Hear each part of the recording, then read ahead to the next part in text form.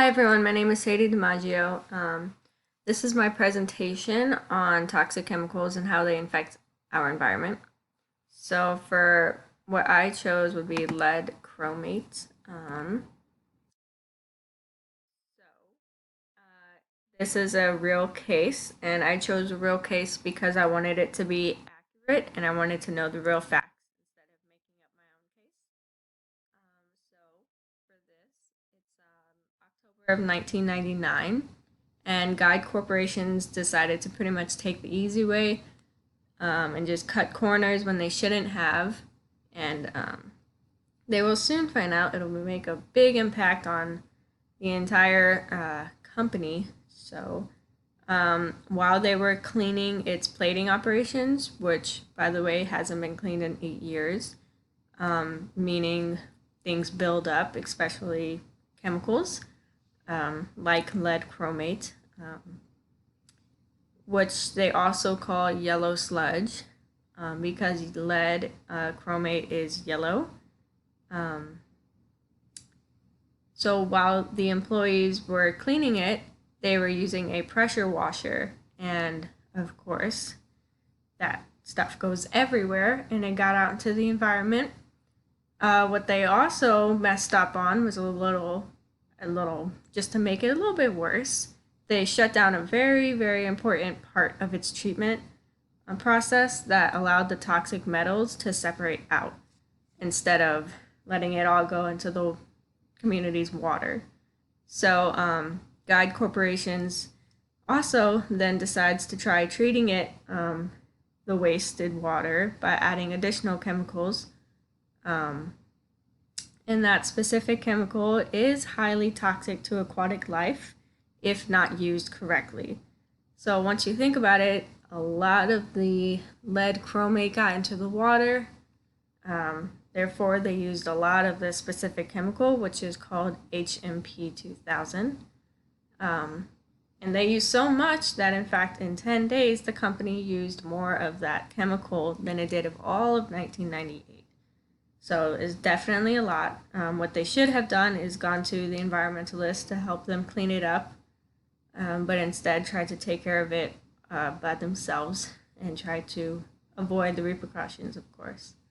So, what the result of all of that, all of those three things put together, was just about 4 million fish between the Anderson and Indianapolis.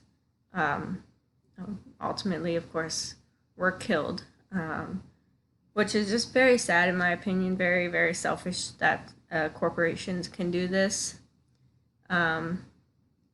Luckily, they did get caught. The investigation led to them, obviously. So, lead chromate and the effects on the environment, along with the HMP 2000 solution, definitely led to a fate of a huge disturbance, not only in the fresh water and the aquatic ecosystems, but on the community themselves. So, like I said, killed just about 4 million fish. They had to deal with that. The whole entire community had to deal with that. The smells, the carcasses. And as you know, when a living organism dies, they excrete their own toxins, and that definitely messed it up, made it worse. But it also not just killed the fish, but obviously killed most of the aquatic life in the whole freshwater system around them. So when lead is released into the environment, it isn't just affecting the water, but it also affects the air and the soil. Soil being that it absorbs from the water since it is connected, and air being that lead, there is a thing as air contamination being from lead. I believe India or something like that is actually going through that right now because they sell a lot of lead, and with dust storms and stuff, it just gets all mixed up. So when lead is exposed into things like that, air, water, soil, it induces synaptic damage and neurotransmitter malfunction in the fish's neurotoxicity.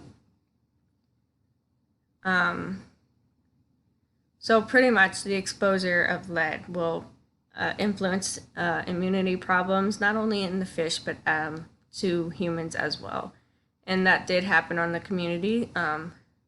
It didn't kill anyone, but it did affect them. And that's why they were sued so huge. The entire system was shut down. They had all the repercussions. Um, so yeah, it was a pretty big case. Something so simple that they could have done, which is keep up and care about the environment and their factory. This all could have been avoided. So something as simple as lead chromate in small quantities doesn't hurt you or the environment or any ecosystem or anything like that. But when it's in such a big quantity like that, I think just about any chemical could definitely hurt real badly. So that would be my presentation. And yeah, I hope that you learned a little bit about lead chromate, because I'm sure you haven't heard about it. I didn't before this, and I learned a lot. So thank you. Have a good one.